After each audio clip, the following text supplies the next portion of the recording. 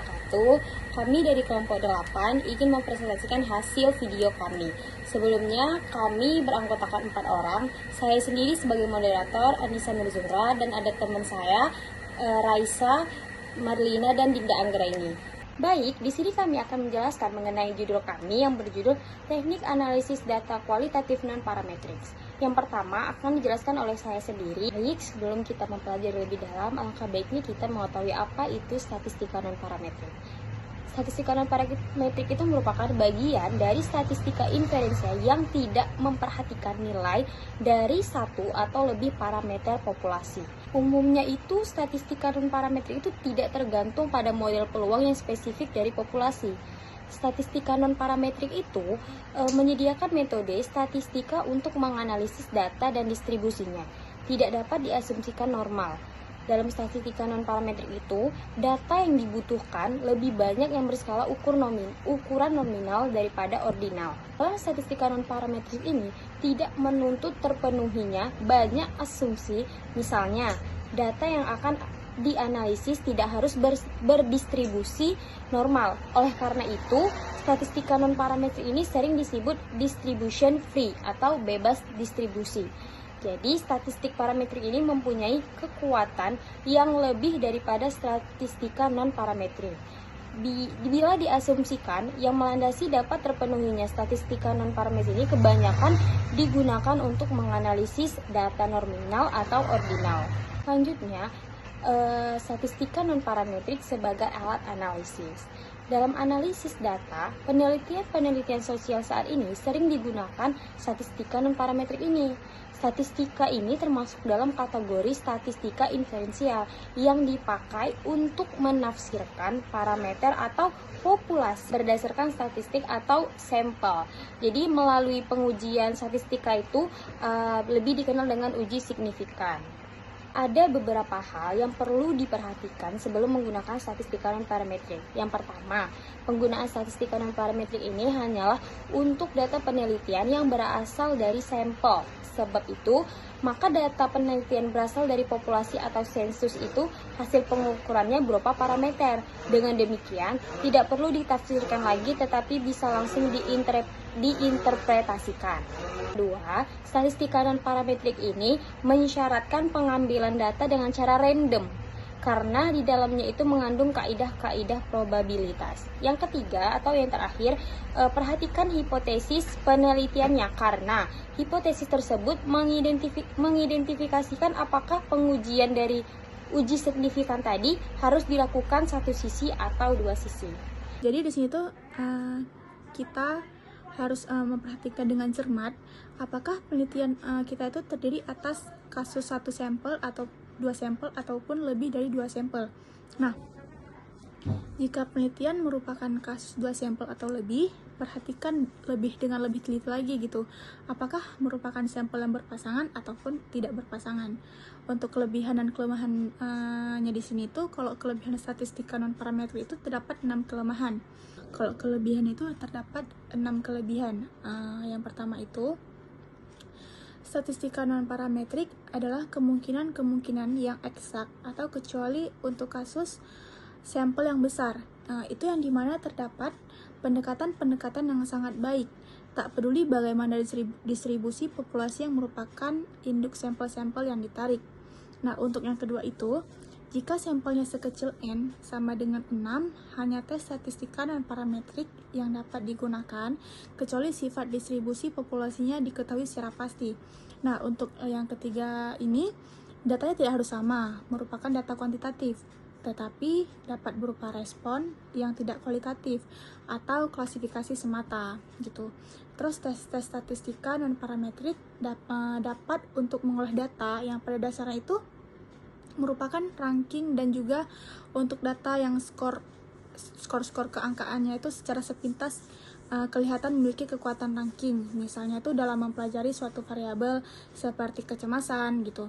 Nah, penelitian ini mungkin menyatakan bahwa subjek A lebih cemas daripada subjek B tanpa tahu sama sekali secara tepat seberapakah A lebih cemas gitu. Nah, untuk yang keempat ini, uji-ujinya disertai dengan asumsi-asumsi yang jauh tidak mengikat dibandingkan dengan uji parametrik.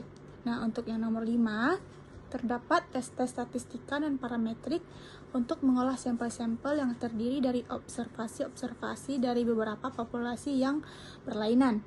Nah, untuk kelebihan yang terakhir ini yaitu nomor 6, perhitungan yang diperlukan sederhana gitu.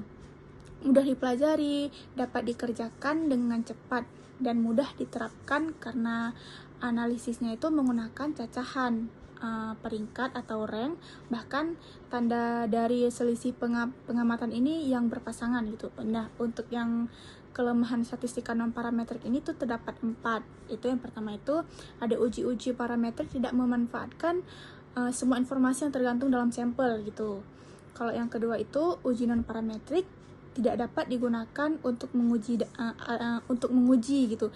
Ada tidaknya pengaruh interaksi dari faktor-faktor yang diuji seperti dalam analisis ragam dan peramalan seperti regresi.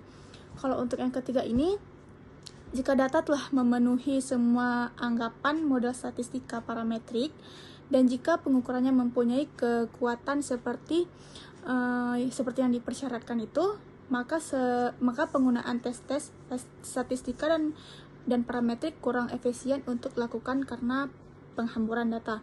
Untuk yang nomor terakhir yaitu nomor 4, belum ada satupun metode non-parametrik untuk menguji interaksi-interaksi dalam model analisis varian, kecuali ada anggapan-anggapan khusus tentang aditivitas gitu. Terus selanjutnya itu suatu uji statistika yang belum diketahui sebaran datanya dan tidak perlu didistribusi normal atau berasumsi bebas. Nah, dalam penelitian ilmu sosial seringkali sulit mendapatkan data yang kontinu dan menyebar mengikuti sebaran normal gitu. Karena data yang diperoleh seringkali berupa data nominal atau data klasifikasi yang hanya dapat dihitung frekuensinya dan data ordinal atau data peringkat. Terus dengan demikian tidak mungkin gitu menerapkan analisis statistika parametrik. Perlu statistika yang bebas sebarannya itu artinya produser yang tidak bergantung pada sebaran induk data.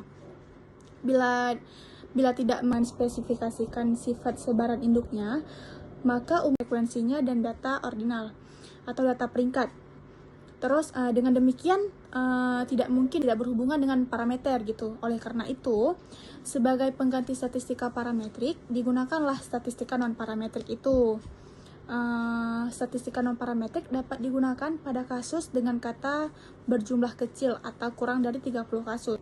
Nah, untuk contoh uji binomial itu ada chi-square, Kolmogorov, Smirnov, MC-Nimar, Sick, Wilcoxon, Friedman, Rans, Cochrane, Kindall, Mann, Whitney,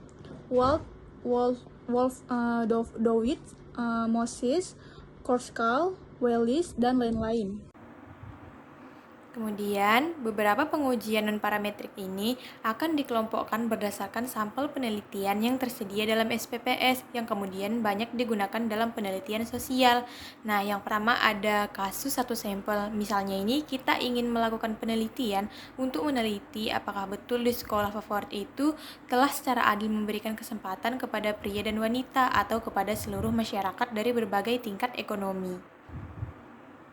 Kemudian, uji signifikansinya ini yang bisa digunakan itu ada beberapa macam. Yang pertama ada uji binomial yang digunakan untuk menguji perbedaan proporsi sebuah populasi. Kemudian ada uji chi-kuadrat sampel tunggal yang digunakan untuk menguji perbedaan proporsi sebuah populasi.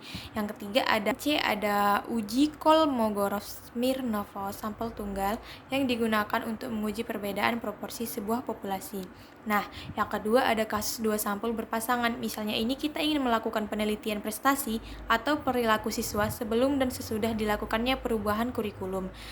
Kemudian uji signifikansi yang bisa digunakan itu yang pertama ada uji MC-Nimar yang digunakan untuk menguji perbedaan proporsi dua populasi yang berpasangan. Yang kedua ada uji tanda yang digunakan untuk menguji perbedaan nilai tengah ranking dua populasi yang berpasangan. Kemudian C ada uji tanda Wilcoxon yang digunakan untuk menguji perbedaan nilai tengah ranking dua populasi yang berpasangan dengan lebih halus. Nah, kemudian yang ketiga ada kasus dua sampel tidak berpasangan. Misalnya ini kita ingin melakukan penelitian prestasi atau perilaku siswa antara dua sekolah yang berbeda atau antara dua kota yang berbeda. Dan uji signifikansi yang bisa dipakai ini ada uji C-kuadrat dua sampel berpasangan yang digunakan untuk menguji perbedaan proporsi dua populasi yang tidak berpasangan. B. Uji Uman-Whitney yang digunakan untuk menguji perbedaan nilai tengah ranking dua populasi yang tidak berpasangan. Kemudian C. Ada uji Kolmogorov-Smirnov dua sampel yang digunakan untuk menguji sembarangan perbedaan. Kemudian ada uji Cochrane yang digunakan untuk menguji perbedaan proporsi sebuah populasi yang berpasangan. Dan yang terakhir ada uji varian ranking Friedman yang digunakan untuk menguji perbedaan nilai tengah ranking K dan populasi yang berpasangan jika datanya berskala ordinal. Nah, selanjutnya ada kasus K, lebih dari 2 sampel atau tidak berpasangan. Misalnya, kita ingin melakukan penelitian terhadap optimisme mahasiswa dengan menilai kebijakan pimpinan universitasnya sendiri pada 3 universitas yang berbeda. Nah, mahasiswa ditanya mengenai optimismenya serta penilaiannya terhadap rektornya masing-masing. Jadi sampel adalah kelompok mahasiswa yang berbeda. Uji signifikansinya yang bisa digunakan antara lain yang pertama itu ada uji C-kuadrat. K sampel tidak berpasangan digunakan untuk menguji perbedaan proporsi K populasi yang tidak berpasangan jika data berskala nominal dengan 2 atau lebih dari 2 kategori. Nah, yang selanjutnya ada uji median digunakan untuk menguji perbedaan median K buah populasi yang tidak berpasangan jika data berskala ordinal. Yang selanjutnya ada uji varian Banking-Kruskal-Wallis digunakan untuk menguji perbedaan nilai tengah ranking K buah populasi yang tidak berpasangan jika data berskala ordinal. Selanjutnya itu ada pengukuran korelasi dan uji signifikansinya. Dalam sebuah penelitian, kadangkala kita ingin mengetahui apakah ada hubungan antara variabel satu dengan yang lainnya. Untuk keperluan tersebut sering digunakan pengukuran korelasi. Besarnya koefisien korelasi atau R serta arah dari koefisien negatif atau positif dapat dipakai sebagai indikasi kuat tidaknya hubungan antara dua buah variabel serta bagaimana arah hubungannya. Nah, selanjutnya ada hal-hal yang perlu dipahami dalam penggunaan korelasi. Hal yang perlu dipahami apa aja sih dalam penggunaan korelasi? Nah, bahwa koefisien korelasi yang dihasilkan tidak otomatis menunjukkan bahwa variabel yang satu berpengaruh terhadap variabel lain, tetapi hanya menunjukkan tingkat asosiasi kuat lemahnya hubungan. Sementara penentuan variabel independen dan dependen ditentukan berdasarkan teori. Jika pengukuran korelasi didasarkan pada sampel, koefisien korelasi adalah statistik. Nah, untuk menjawab apakah angka korelasi tersebut berlaku juga dalam populasinya, sebagai parameter perlu dilakukan pengujian signifikansi. Kalau berdasarkan hasil pengujian angkanya signifikan, maka koefisien korelasi sebagai statistik bisa disebut sama dengan parameternya. Pengukuran korelasi yang biasa digunakan Dalam penelitian sosial antara lain, yang A ada koefisien kontingensi digunakan untuk mengukur keeratan hubungan antara dua variabel yang berskala nominal. Misalnya, apakah ada hubungan antara proporsi jenis kelamin murid SMA dengan proporsi keinginan mereka untuk melanjutkan pendidikan ke perguruan tinggi pada jurusan eksakta dan non-eksakta. Yang B ada koefisien korelasi rank digunakan untuk mengukur keeratan hubungan antara dua variabel yang berskala ordinal. Nah, misalnya nih, apakah ada hubungan antara ranking tes masuk SMP dengan ranking di semester 1 kelas 1 SMP? Yang C ada koefisien korelasi rank Spearman digunakan untuk mengukur keeratan hubungan antara dua variabel yang berskala ordinal. Pengukuran korelasi ini lebih banyak digunakan karena metodenya yang lebih sederhana.